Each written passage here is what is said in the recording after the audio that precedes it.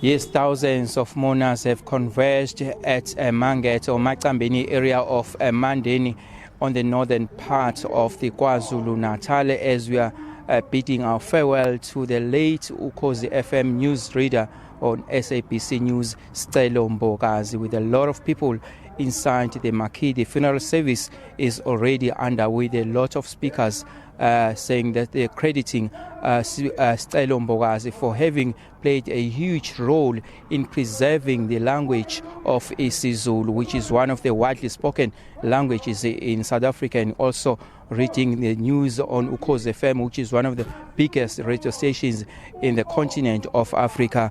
With me are some of the guests. Scelo Mbokazi is going to tell us about the man Scelo was, especially coming from the family. Scelo, let's just briefly tell us about Scelo as a family man. How was he? Scelo was a jolly man. Throughout his life, even when he was sick, he was always jovial, he was always joking, but also he was such a unifying factor in the entire family. Beyond his immediate family, with all the Mbokazi clans in this province, but even outside the province, he played a pivotal role in uniting the family. He was a good father to his kids, but also a good uncle to many of his sister's children. So Scelo was one of a kind, if I may put it that way. We know you as a family man. You also met him, you also worked with him, which is very rare. If you can just tell us about his both characters while at work and also here at home. You know, Scelo was, as I've said, always jovial. Even at work, he was always jovial. Working on uKhozi FM, working at the SABC was always his dream. I actually came to uKhozi FM before him, long before him, but he used to tell me that one day I will join uKhozi FM, and eventually he did. And I think today we see thousands of people that have gathered here. It is a result of a true reflection, rather, of who Scelo was. He loved people, he loved God, he loved his work, he respected his craft. He loved news reading. To him was a calling, you know, but he went beyond the call of duty, because he did not just end up, he didn't end up just reading the news, but he participated in various other programs on uKhozi FM, things that were beyond him, but he did simply because he loved people. Thanks a lot for that. Thank you. Okay, that's Scelo Mbokazi, who is a family member of Scelo, and also he also had that rare opportunity to work with him at SABC as well. Now to my other colleague, Sisla Smelane. If you can just take us through about the man Scelo was in the newsroom.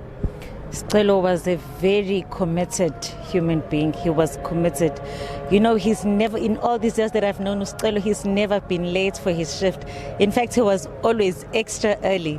Our shift started at 5 in the morning, but he was there at 3:30, at 4 o'clock. He's never been late. And he loved his work. He loved his work. You know, when he was busy translating, when he was busy compiling the bulletin, he would never say a word because he doesn't want to be disturbed. He wants to be accurate because he respected his listeners. He respected his job. He wanted everything to be meticulous. Many people are talking about him being a jovial person, yet we know that news reading is a very serious business. How did he juggle between the two? Scelo would often tease me and say, "Hey, Mama Mfundisi, you are too serious." Because he had a lot of jokes. You know, when Scelo was around, we'd always be laughing, we'd always be happy, because he would crack jokes about anything and everything. We will really miss him. We really miss him. We've never had a human being like Scelo in our newsroom, and I doubt we'd ever find anybody like him. Thanks a lot. That's Thembeka Smelane saying that the newsroom will never be the same because Scelo is no more. The funeral service is currently underway with a lot of speakers here saying that Scelo played a huge role in preserving isiZulu as one of the biggest languages in the country, and also reading the news on uKhozi FM, which is one of the biggest radio stations in the country with more than 7 million listenership. With that said, it's back to in the studio for now.